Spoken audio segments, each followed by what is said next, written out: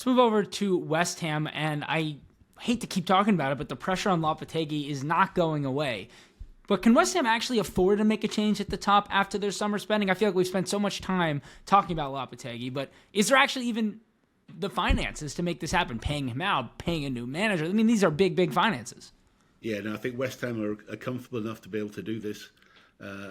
Look, it wasn't an acrimonious ending with David Moyes. Both parties decided to walk away. I'm sure there was a settlement, but I don't think it was a massive one where they had to sack somebody. Look, there's money at West Ham to do it.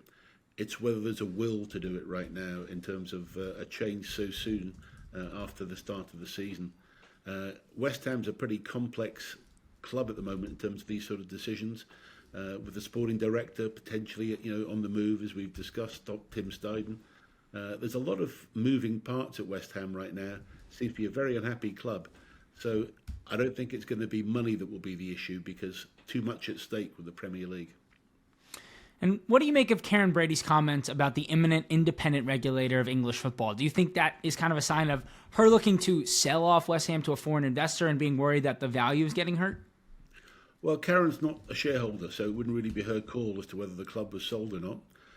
But she is very vocal and has obviously a very strong influence over the shareholders. And I always listen to what she says. But we've got to think that West Ham itself and most Premier League clubs do not want the independent regulator in there because it just helps, if you like, cramp the style of the Premier League and its freedom that it has to operate. I do think West Ham are available to be looking at other potential bidders right now. I think they've always looked for a high price. The valuation has always been on the high side. But then again, you're looking at a club in a very important part of London in the Olympic Stadium. I think there'd be a lot of money to be spent on that stadium to make it fit for purpose. But still, it's a very good asset, West Ham. It's a great club with great heritage. So I think it's the independent regulator is one argument, but I think there's also an eye on another investor coming in and a potential sale of the club. So it's a big space to watch and a lot of moving parts at West Ham right now. And I am speaking to my contacts and finding out as much as I can because I do expect some movement early in the next year.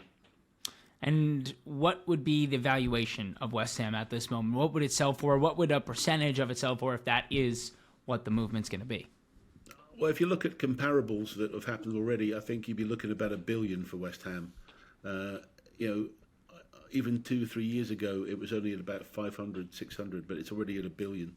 That's my opinion and my valuation of where I think the club would be and the sort of price it would be needed to make anybody interested in selling. But then again, as I say, on top of that, you're going to have a significant amount of money to fix that stadium, to try and make it a football stadium.